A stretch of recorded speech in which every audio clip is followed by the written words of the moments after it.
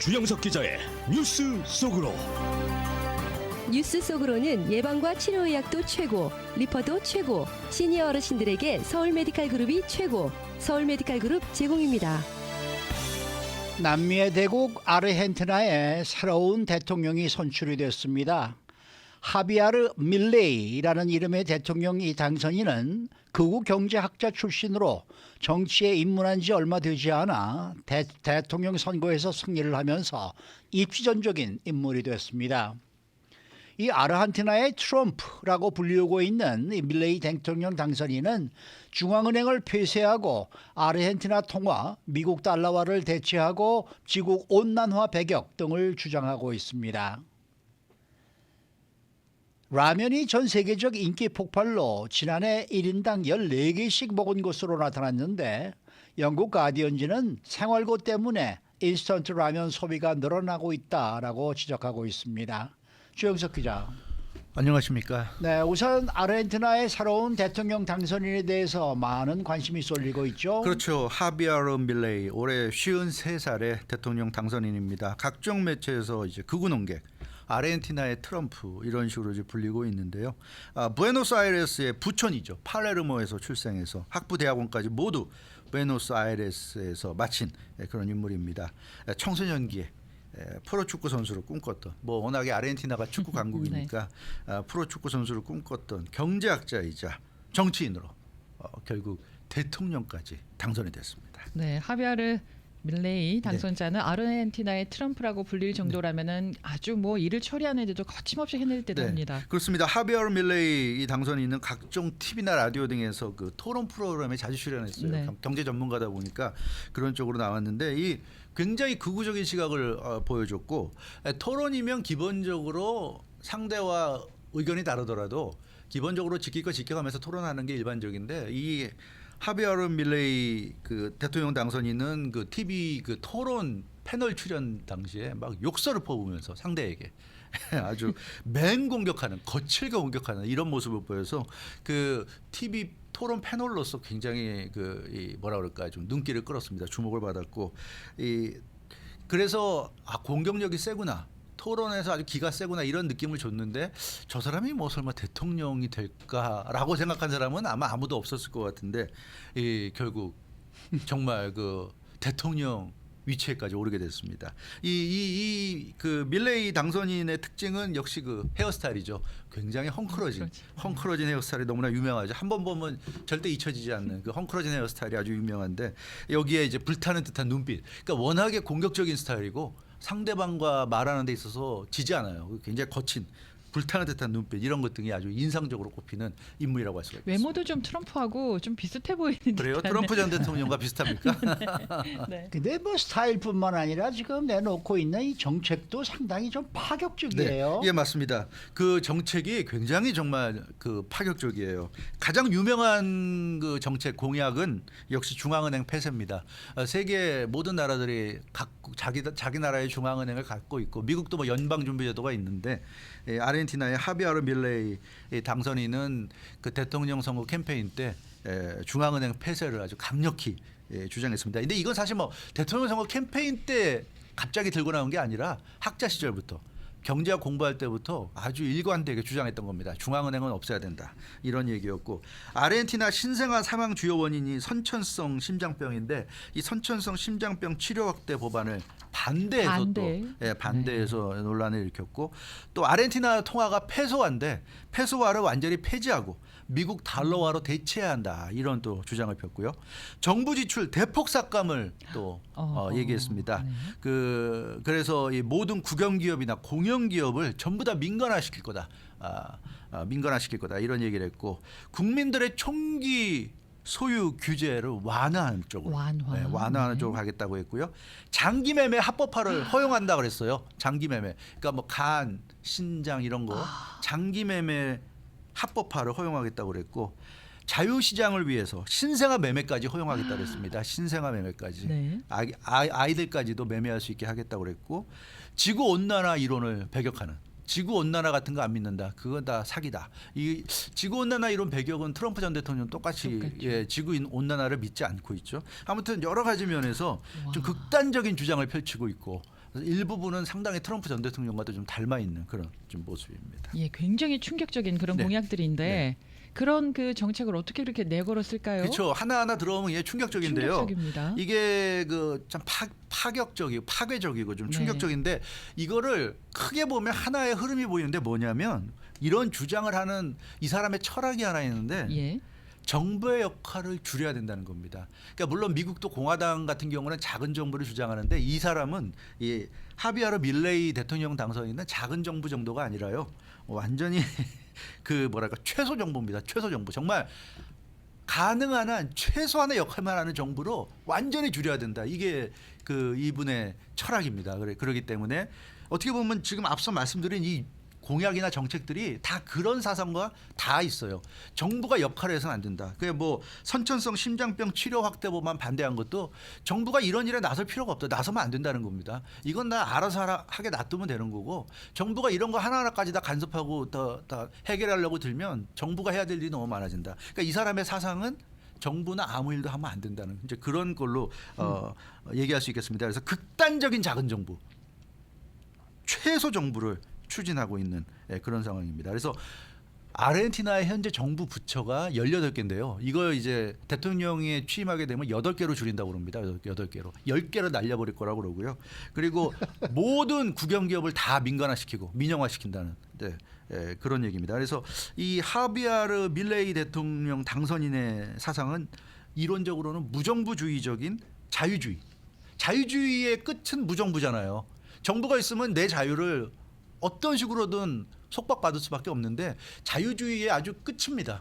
무정부주의. 무정부주의적인 자유주의와 자본주의의 바로다. 자본주의도 정부가 없으면 더 자본주의의 극대화가 가능한 거죠. 아무런 제재 받지 않으니까. 그래서 자유주의와 자본주의를 아주 극대화시키는 무정부주의. 그것이 자기의 소신이다. 이런 얘기를 하고 있는 그런 인물입니다. 지금 중국하고 러시아에서는 뭐 아르헨티나에 미치광이가 당선이 됐다라고 보도를 했다는 그러한 이제 맞아요. 얘기들이 좀 들리고 있던데 이 공약 하나하나가 다 충격적이고 또 참 그한데 이 중앙은행과 자기 나라 화폐를 없애버리겠다. 이거 참 상상하기 힘든 얘기 그렇죠. 아닌가요? 힘든 얘기인데 그 하비아르 밀레이 대통령 당선인의 설명을 들어보면 나름대로 이유가 있는 게 아르헨티나가 사실 그 20세기 초반 1900년대 초반만 해도 굉장히 잘 사는 나라였죠. 그 남미의 대표적인 부국이었죠. 부국이었는데 계속 경제가 불안해지면서 지금 아주 빈국으로 전락을 했습니다. 연간 인플레이션이 142.7%가 나올 정도로 어마어마한 상황이고 이게 이제 좌파 페로니즘, 페론 대통령 시절에 인기 영합주의, 대중 영합주의, 그래서 페로니즘이라고 그러죠. 대중 영합주의 정부 때문에 무분별한 돈 찍어내기가 결국 인플레이션을 일으켰다 이렇게 비판합니다. 그래서 중앙은행이 하는 역할이 뭡니까? 돈 찍어내는 거 아니에요. 자국의 화폐 찍어내는 거. 그러니까 중앙은행을 아예 없애서 정부가 돈을 찍어낼 수 없게 원천적으로 만들어야 된다. 정부가 돈을 찍어내면 안 된다. 이런 얘기예요. 돈 찍어내면 그게 화폐 가치가 내려가면서 인플레이션이 온다는 얘기입니다. 그래서 아예 중앙은행을 없애서 돈을 찍어낼래야 찍어낼 수 없게 근본적으로 만들어야 된다는 얘기고 아르헨티나 경제가 이렇게 엉망이 되다 보니까 지금 페소화 가치는 제로예요. 사실 누가 페소화는 아르헨티나 내에서도 믿지 않고 세계에서도 페소화는 받지도 않고 그러니까 아르헨티나의 좀 중산층이나 잘 사는 사람들은 다 미국 달러화 쓰고 있어요. 그래서 이 하비아르 밀레이 대통령의 주장은 어차피 지금 현실에서는 다 달러화 쓰고 있다. 그러니까 나는 현실을 인정하는 것뿐이다. 그래서 미국 달러화를 쓰겠다는 얘기다. 이제 이런 얘기입니다. 그리고 페소화는 이제 뭐 휴지 조각이 됐으니까 페소화 다 없애고 미국 달러화를 아르헨티나 화폐로 쓰자. 이런 얘기가 되겠습니다. 그러니까 이 밀레이 대통령이 극우주의자고 굉장히 친미주의자예요. 그러니까 앞서 뭐 최영호 앵커가 얘기했듯이 중국이나 러시아가 밀레이 당선인을 비난한 것도 이 사람은 아주 보기 드문 친미주의자이기 때문에 아르헨티나가 좌파 정권이 오랫동안 유지돼 왔는데 이제는 극우적으로 나가서 이제 미국과 한 팀이 될 가능성이 굉장히 높아졌다는 점. 그래서 아마 중국과 러시아가 염려하고 있지 않은가 이런 생각이 드는데 그렇기 때문에 설사 이 사람이 이렇게 좀 우리가 생각할 때 말도 안 되는 주장을 펴지만 미국은 좋아할 수 있다. 왜냐하면 친미 정권이기 때문에 이 사람은 친미주의이기 때문에 그래서 아마 미국은 이 사람에 대해서 시비를 안 걸 가능성이 대단히 높아요. 오랜만에 아르헨티나에서 친미 정권이 나왔기 때문에 아마 미국은 이 사람이 어떤 정책을 펼치건 간섭하지 않고 다 놔둘 것 같습니다. 그래서 굉장히 그 미국의 후원을 받으면서 지금 말씀드린 이런 정책. 그러나 이제 미국 입장에서 글쎄요, 너무 미국에까지 영향을 미치게 되면 그건 곤란하다고 생각하겠지만 아르헨티나 내에서는 이 사람이 하고 싶은 대로 놔둘 가능성이 상당히 높지 않나 지금 싶습니다. 충남이가 정말 좌파로 거의가 다 돌아섰는데 이런 식으로 또 다시 조금씩 또 우파로 돌아오지는 않을까 이런 생각이 좀 들기도 하네요. 뭐 결국은 사이클인 것 같아요. 그렇죠. 좌파로 네. 가다 보면 우파로 가고 또 우파로 가다 보면 그렇죠. 좌파로 가고 네. 이게 어느 한쪽이 평생을 잘할 수 없거든요. 어느 한쪽이 못하면 다른 쪽에 힘을 줬다가 또 그쪽이 또 못하면 또 다른 쪽에 힘을 주고 왔다 갔다 하는 네. 게 그게 그러니까 미국의 가장 문제가 뭐냐면 공화당 민주당 딱 두 개의 정당밖에 없고 두 개 정당이 다 비슷한 색깔이어서 왔다 갔다 하는 것도 없다는 얘기예요. 이게 지금 네. 미국의 가장 큰 문제입니다. 자, 이제 먹는 얘기 가보겠습니다. 라면 소식입니다. 네. 전 세계에서 라면을 먹는 사람들의 숫자가 최근 들어서 크게 늘었다고 해요. 아, 늘었습니다. 영국 언론 더 가디언이 보도했는데 전 세계 그러니까 2022년 1년 동안 라면 소비량이 1,122억 명분에 달했다고 합니다. 1,122억 명분. 현재 전 세계 인구가 80억 명을 약간 넘었었어요. 그래서 80억 명 정도로 보면 세계 인구 1인당 1년에 평균 14개씩 먹은 셈이다. 이렇게 지금 조사가 돼서 뭐 대단히 많은 라면이 소비됐다는 걸 알 수가 있습니다. 근데 뭐 이렇게 라면을 먹는 인구가 전 세계적으로 늘어났던 소식이 흥미롭긴 하지만은 이게 그렇게 기분 좋은 네. 소식은 아니다라는 분석을 맞아요. 했습니다. 이게 지금 뭐 웃을 수 있는 소식은 아닌 게 이 더 가디언의 분석을 보면 전 세계적인 라면 소비량 증가는 굉장히 비극적이다 이렇게 얘기했어요. 이게 무슨 얘기냐면 라면이 맛있어서 늘어난 게 아니라 네.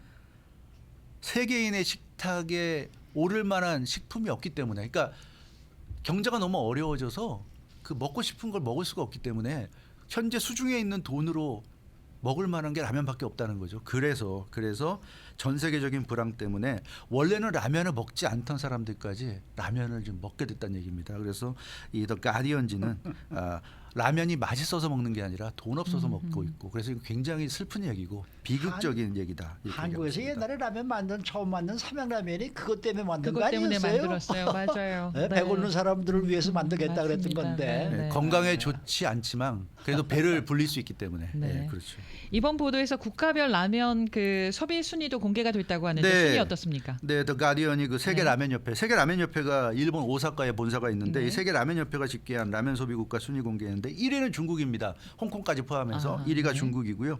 2위가 인도네시아, 3위가 인도, 4위가 베트남, 5위가 일본 이렇게 나타났습니다. 다 아시아네요. 그렇습니다.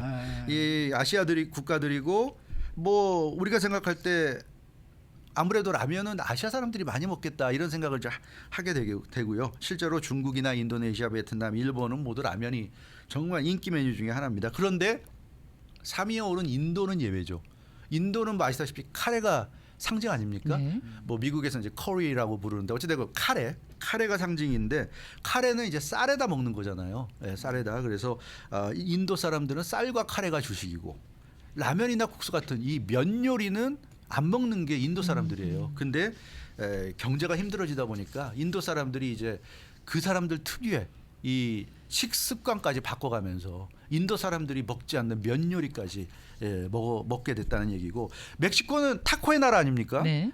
주로 쌀이나 콩 등을 뭐 치킨과 함께 집어넣어서 먹는 타코가 이제 멕시코의 상징인데 면 요리는 멕시코에서 그렇게 인기가 있지 않아요. 근데 마찬가지로 역시 팬데믹 이후에 어려워지다 보니까 멕시코에서도 라면 소비가 급증해서 2021년에 17.2%가 늘었고 지난해에는 20% 점점 타코의 나라 멕시코에서도 이 라면 소비가 늘어나고 있다. 네. 이런 소식입니다. 라면 인기가 아주 높은 일본에서도요. 최근에 라면 소비 급증을 경제 문제와 연관시켜서 또 해석을 하더라고요. 그렇죠. 일본의 그 라면 만드는 식품 기업 중에 니신이 있습니다. 니신이죠. 니산이 아니라 니신인데, 니신.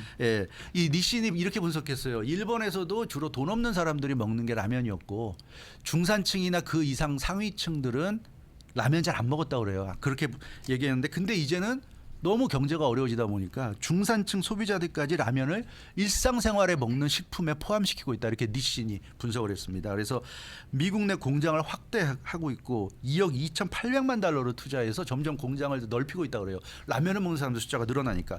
토요 수이산도 있습니다. 이 니신의 라이벌 회사죠. 일본에. 역시 라면 생산 회사인데 2025년까지 미국과 멕시코에 추가 공장을 건설한다는 방침이고요. 이 인스턴트 라면, 일본에 라멘도 있는데 라멘이 아니라 이제 인스턴트 라면 라면을 정기적으로 먹는 소비자들이 증가하고 있는 추세다. 그래서 앞으로 라면 종류도 네. 더 확대해 나갈 것이다 이렇게 얘기하고 있는데 사실 뭐 라면이 맛있긴 하죠. 맛있는데 이게 맛있어요. 맛있어서 이렇게 늘어나는 게 아니라 네. 돈이 없어서 먹을 게 라면밖에 없어서 늘어난다는 건 참 안타깝고 좀 슬픈 소식이 아닌가 그런 생각이 좀 드네요. 네. 네, 주영석 기자였습니다. 뉴스 속으로는 예방과 치료의학도 최고, 리퍼도 최고, 서울 메디칼 그룹 제공이었습니다. 네, 지금 방금 속보가 들어와 있는데요. 북한이 오늘 아침에 발사한 정찰 위성 이것이 성공적으로 발사가 됐다. 궤도에 정확히 진입했다라는 속보가 들어오고 있는데요. 자세한 소식 들어오는 대로 여러분께 전해드리도록 합니다.